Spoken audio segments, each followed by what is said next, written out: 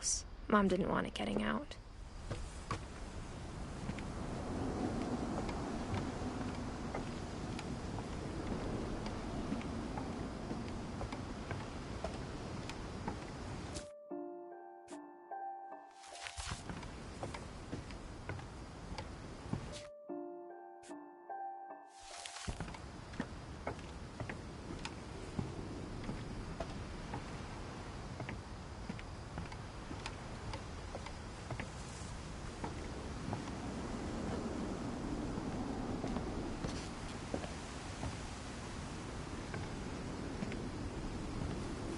Mom definitely blamed Edie, but I think Louis blamed himself.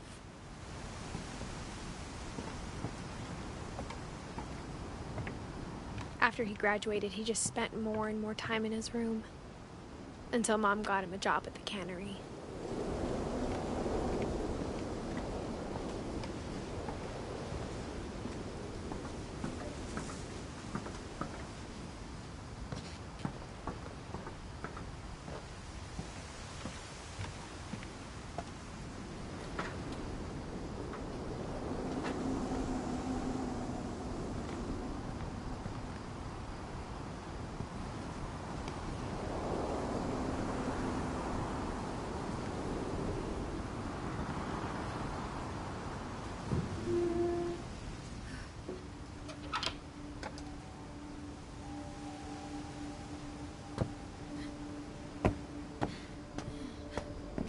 Louis's room smelled very, very familiar.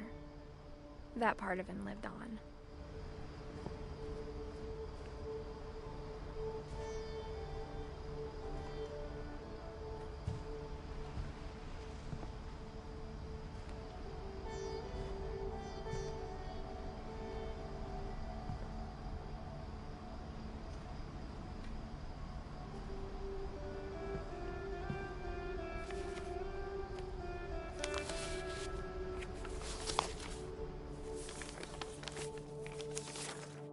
Dear Mrs. Finch, as Louis's psychiatrist, I can understand your desire for an explanation. As I see it, the trouble began in January, shortly after we convinced your son to seek treatment for substance abuse. Newly sober, I believe Louis first noticed the monotony of his daily life.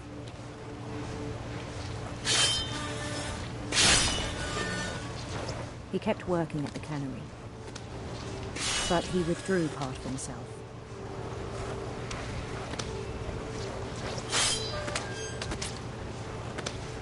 In our sessions, I saw the same behavior. His mind began to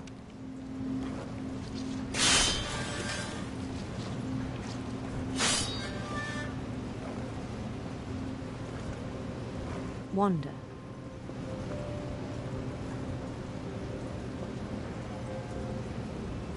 I asked him to describe it.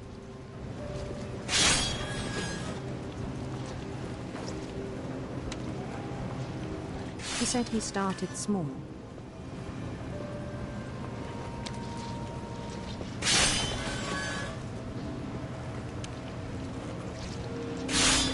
Imagining a labyrinth. He'd feel his way about. Then something moved. Bats. And toads.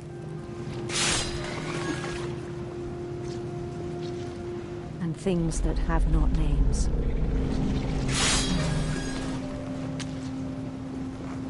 He knew it was all in his head.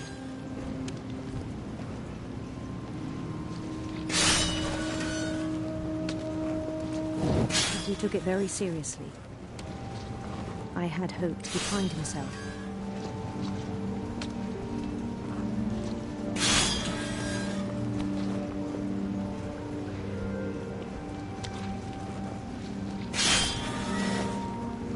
But he found something more.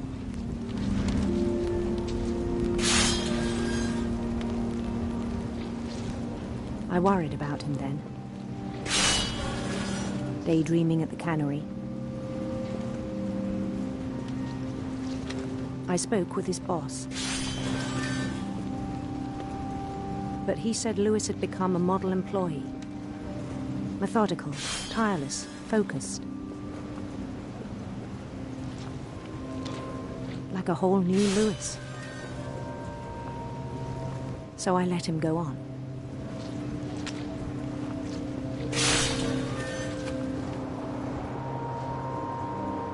I even encouraged him. It seemed very promising at first. He told me he'd made a new friend.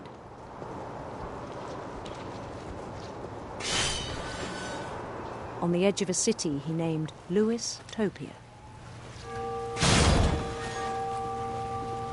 He built the city up slowly, brick by brick. Then he made musicians.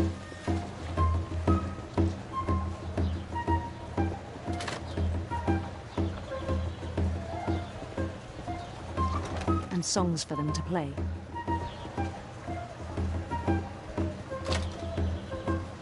He talked about starting a band.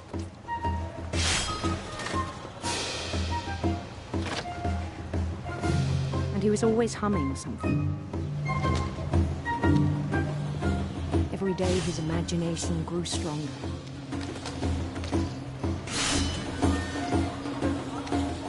He no longer spoke at the cannery.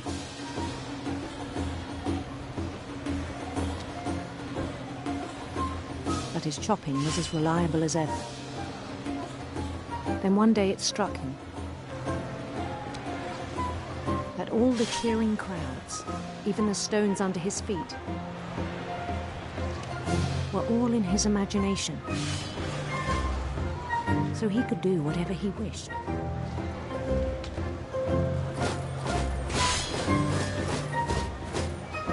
He held an election for mayor. And he won.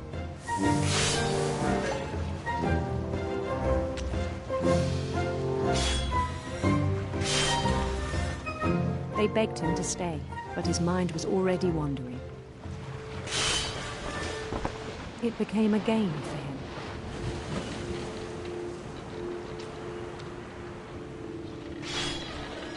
He'd conquer a city, then immediately push on. New Louisville.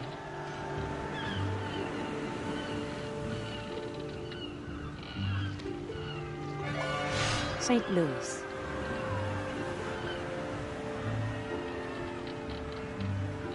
He started drifting away from our reality.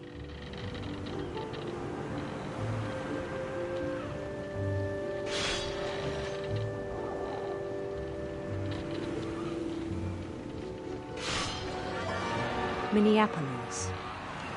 Until one day he forgot to go home from the cannery. Even as his mother pleaded with him, part of Lewis kept sailing on.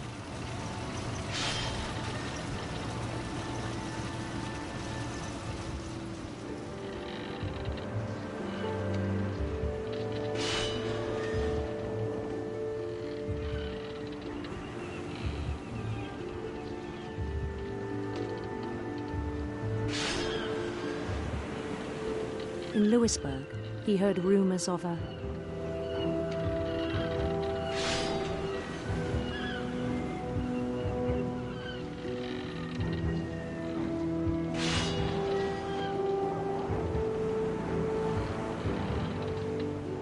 beautiful prince.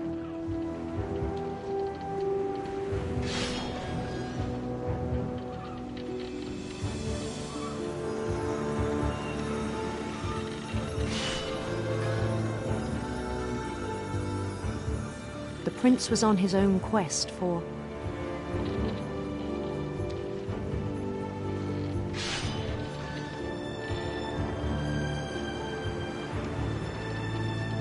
radiant rainbows.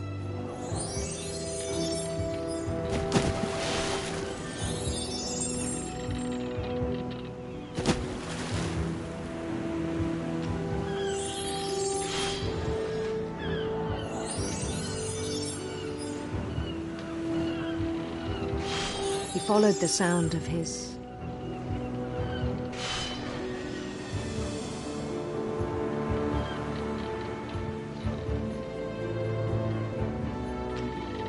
silver harp.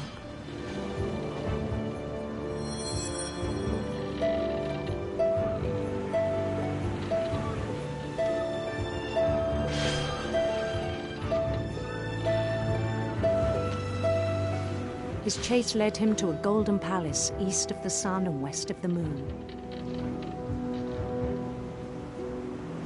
Even then, his logic remained sound.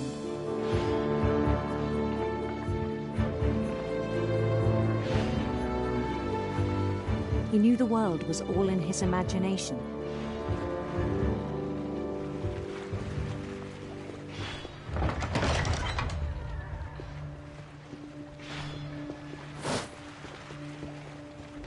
But he was so proud of having created it.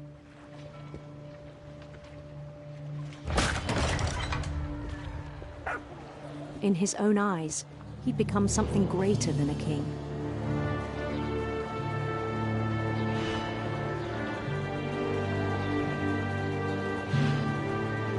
For someone who'd never known success in the real world, I think it was overwhelming.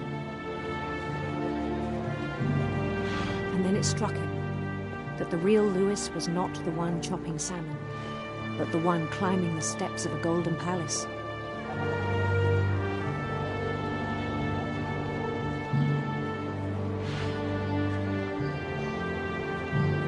My imagination is as real as my body, he told me.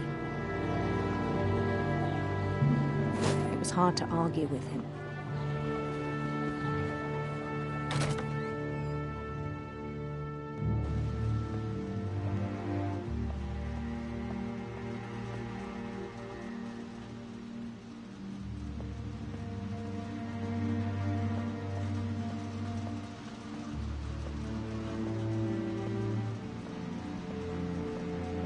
Began to forget the world we know.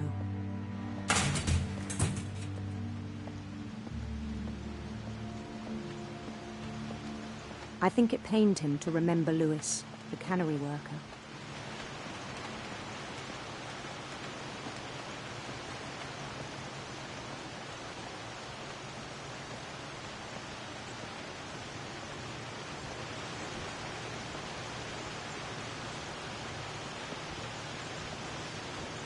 He began to despise the man with a royal contempt.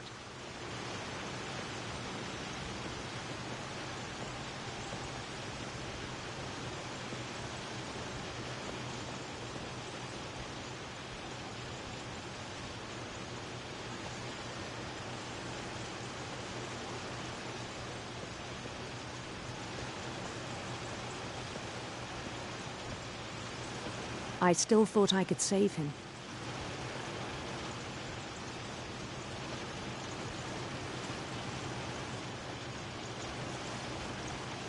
Even after he said he was being crowned king over all the lands of wonder.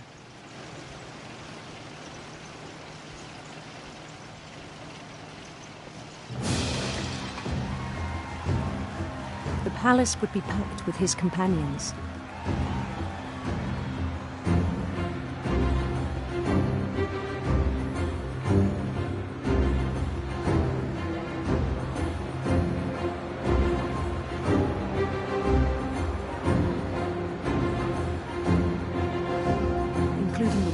Calico who'd insisted on inviting me.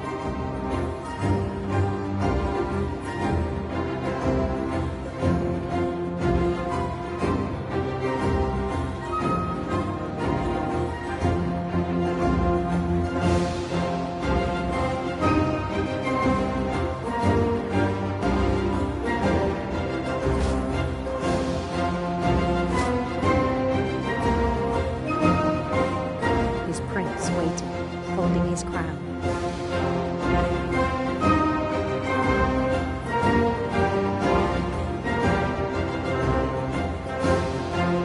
There was only one thing left to do.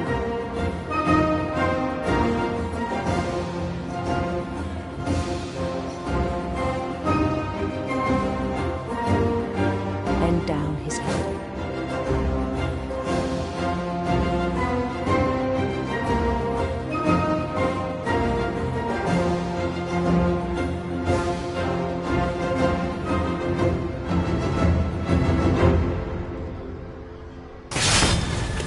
rest I think you know. Mrs. Finch, your son was a kind man who will be missed by all of us who knew him.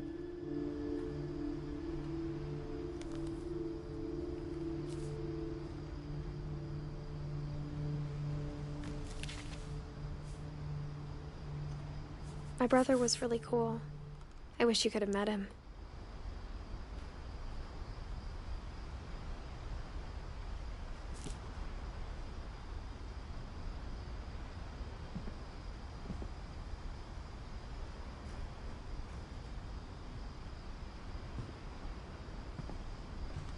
He was so proud of being Indian.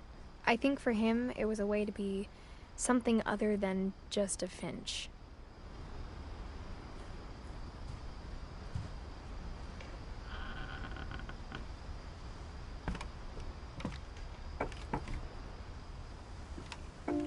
On the way back from Lewis's funeral, my mom told me to start packing. She waited until the day before we left to tell Edie. I'm not sure if she wanted to make it easier or harder.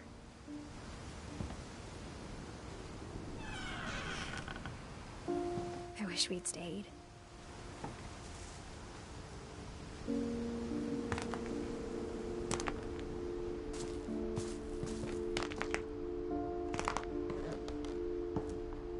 But I understand why we left. My mom ended up leaving everything behind.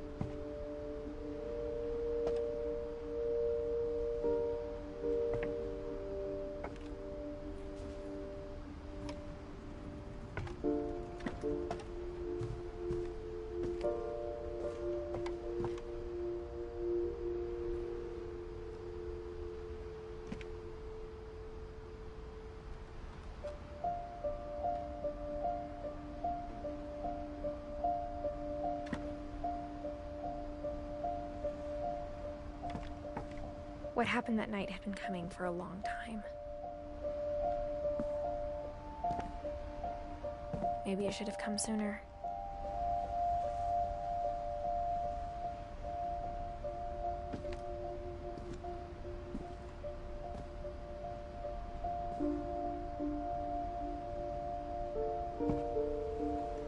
But it had to end one way or another.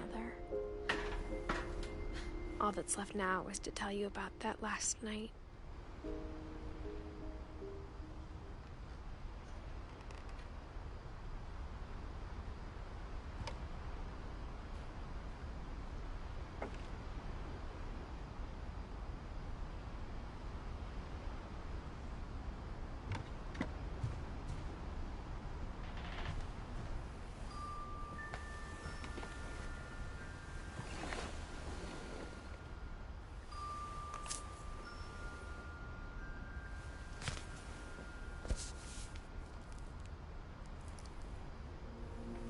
That whole last day, Edie just watched us pack and didn't say a word.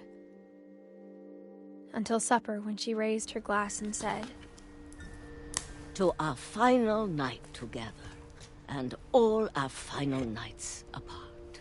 Grandma, you know what I said about alcohol. Some of your medications are very Edith, specific. I left a present for you in the hallway. Why don't you go open it?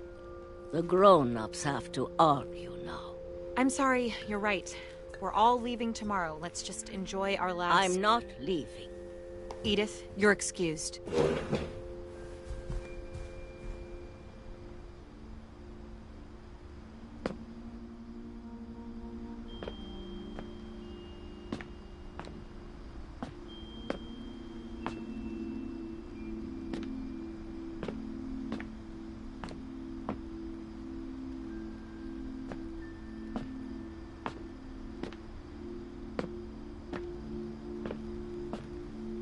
power had been shut off that morning, but Edie always had plenty of candles.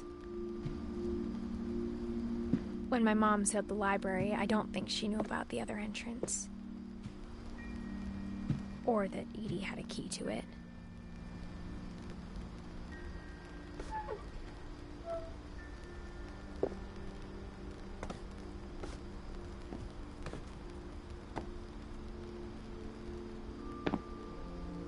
That thing you're afraid of isn't going to end when you leave the house.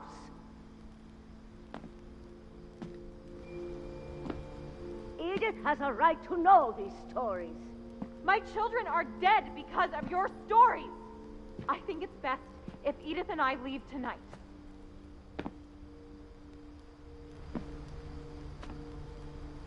We'll have the nursing home send a van for you in the morning, okay?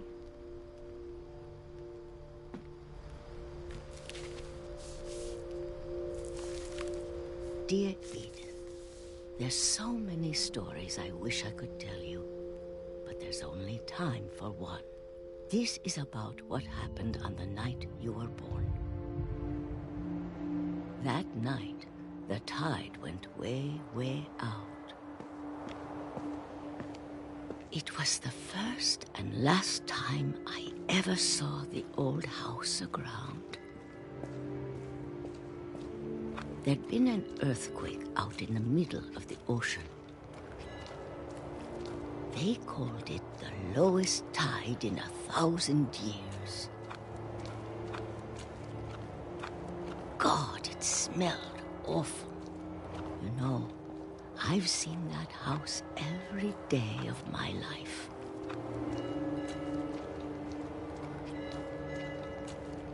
But I never thought I'd go back to it.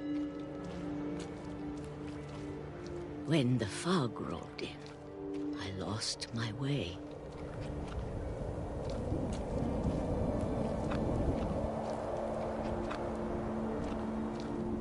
I got turned around.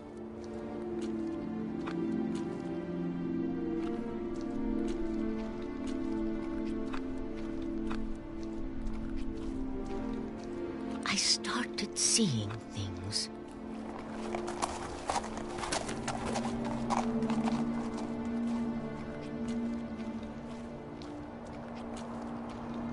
Things I'd forgotten had ever existed.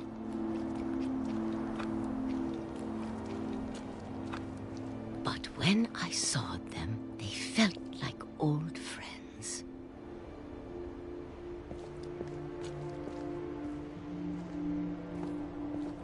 That night, a lot of things came back to me.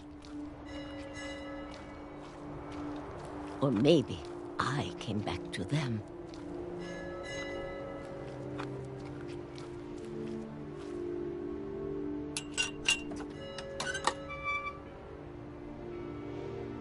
Things I can't explain, but that I need you to try and... Edith, what are you doing in here? It's mine. Edith! Mom, you're gonna rip it! Let go! I kicked and screamed, but Mom dragged me to the car. I never saw Great-Grandma Edie again. The next morning, the van came to pick her up, but she was already gone. After that, we moved around a lot.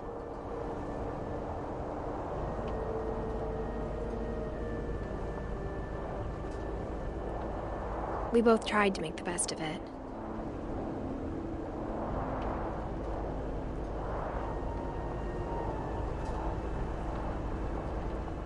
A few years went by.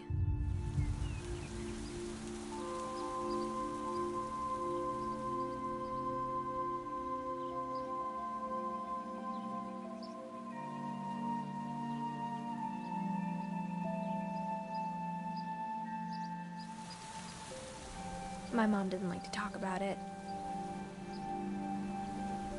But she started getting sick a lot. The rest happened pretty quickly.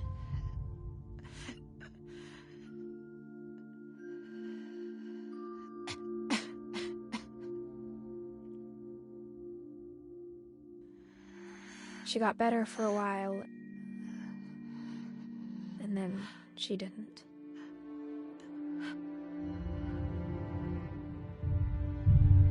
And then I was alone.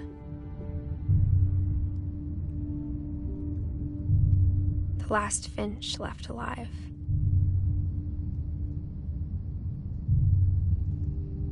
Until I found out about you. I'm still not sure what to tell you about all this.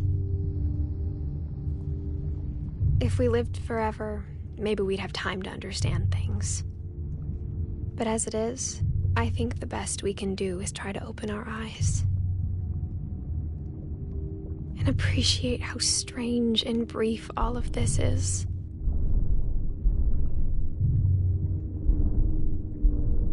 This journal was supposed to be for you.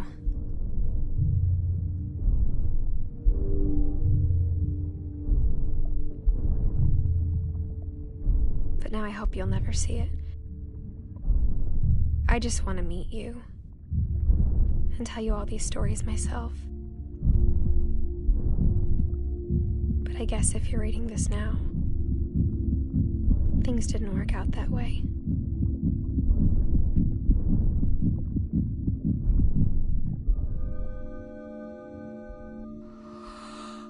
This is where your story begins. I'm sorry I won't be there to see it. It's a lot to ask, but I don't want you to be sad that I'm gone. I want you to be amazed that any of us ever had a chance to be here at all. Good luck.